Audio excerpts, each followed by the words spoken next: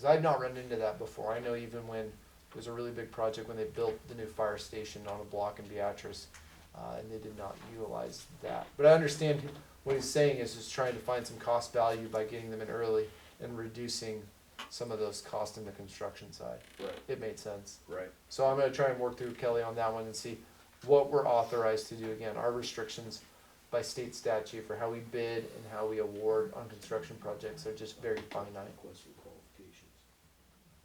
so. Any other questions about the wellness and update? If not, you want to report? City administrator's report, I can answer any questions you have on there. We're just kinda closed out the fiscal year, trying to finish up DTRs and chasing people around for information on that. And then one thing I will note, if you have any constituents or anybody that's getting it, I believe the state is activating on Highway 15 project for right-of-way acquisition. That doesn't mean they're buying anything from anybody, but if they need construction easements, temporary easements, you name it, they're gonna contact property owners. The city got our notice since we own a lot of property along Highway 15. And so that might be going on over time. And so if you get a concerned constituent call, what's going on? Are they trying to buy my property? You can temper them a bit, and then they can work with me or Mike to help advocate through the state to kind of help them understand what's going on. But the state sent out a nice flyer and said, hey, we'll get a hold of you, and here's our project coming up if you want more information, to contact us. But we got that as well. So I could see how that one would be a big one for constituents if they got that. They might think, oh, the state's gonna come buy up all my property or something. That's not what it's for. So, Waverly Road, I've had a few people mention it, the just random turn arrows that are saying that. The thing that's going on with that is the rest of the striping is not complete, where me and Mike are trying to, they didn't come back yet, right, Mike? They have not, end of this week, I was Okay. told. So, he keeps sending out these poor emails to Josh Fields to try and temper the bus drivers and stuff once they get activated, and then they don't show up, and we're like, oh, man. But it's the last, they'll come through and do the rest of the striping, so you just won't have these floating arrows anymore. It'll make more sense in a full context. And they'll go all, did they already do the county portion? They did. Yep, they already did the county portion, they just haven't done the city one. So, try to get that finished up. I didn't think I could turn right. I really just wanna put that thing to rest. That's a really long project. Right into the fields, the empty fields. So, and then that's kind of it, and then Nick just closing out the fiscal year. And so, I can answer any questions you have. Any questions or comments for Greg?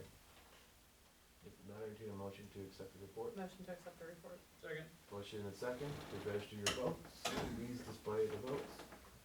Voting in favor, Beck, Camperth, Coulterman, Singleton, Strice, and Hendricks, 6-0. Any future requests for council agenda items or administrative action? Yes, Alyssa. Are there crews out looking at streetlights in the nighttime now that it's starting to get darker earlier? I noticed some on Second Street. If you notice any, either send me an email or just send something in if you see them. There are not specific crews going around, but what we're finding is, and I don't know that specific one is an example, but with all of the boring crews in, we're not noticing until now that we're seeing the lights come on.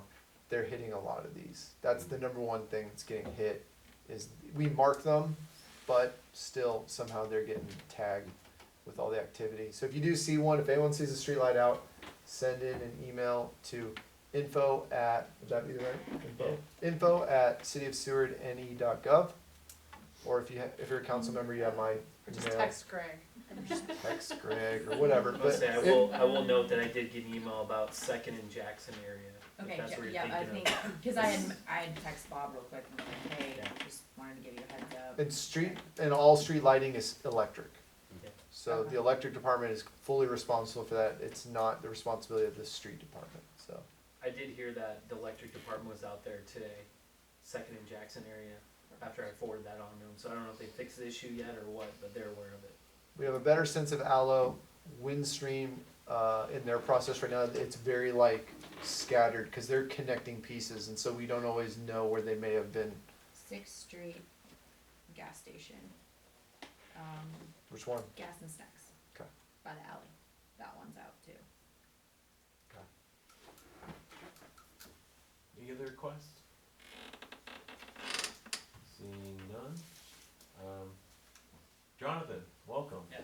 upcoming events. What do you got for us? All right, tomorrow we have an ambassadors call, with Jazzercise at 4 p.m.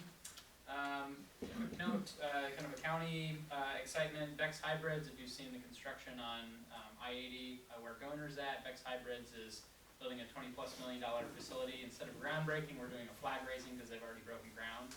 But that's on Thursday, October 13th, so you're welcome to help celebrate with us here in the county, for that at 3 o'clock. Friday, the 14th, we're gonna have multiple networking events, to learn about blockchain technology and cryptocurrency with Ben Benson and his company called Many Ventures Mining. More details to follow on that will come through our various marketing channels. Also kind of county related, but just to keep you up to date, because we're talking about sort of boring and what's going on with all the laying of fiber across town. We have a Seward County Broadband Task Force. We've been partnering with the commissioners on that. We did an RFI to really ask internet service providers if they're interested in building fiber throughout the county. And we realized like that affects all of us in some way, shape, or form, even especially for the city with a 2-mile ETJ. So we had 5 different ISPs respond to that have interest in building out in sort of the rest of the county. I think that's good news for all of us. We'll be partnering with the commissioners and others. We appreciate Mike and others that have been a part of that task force, Seward County Broadband Task Force, to try to bring that throughout the county. And then we're officially launching our Seward County Rising Stars Leadership Program on Wednesday, October 19th, in partnership with Bobby McVeigh Blaff as our local facilitator. We'll have participants from various industries, so the cohort will be a good mix of professional backgrounds. If the city of Seward has interest in participating, we would need feedback on that here in the next week or so. With that, that's all I have. Thanks, Mayor. Thanks, Jonathan. Next we have a strategy session.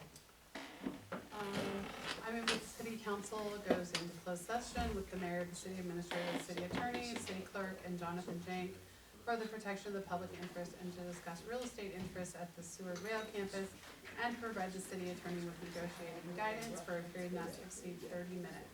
All right, we have a motion. Is there a second? Second. We have a motion and a second. Please register your votes. Please display the votes. Voting in favor, Beck, Camper, Coltman, Singleton, Streisand, Stewart, 6-0. The council has voted to go into closed session for the protection of the public interest, to discuss real estate interests at the Seward Rail campus and provide the city attorney with negotiating guidance. We are in closed session. Thank you everyone for coming this evening.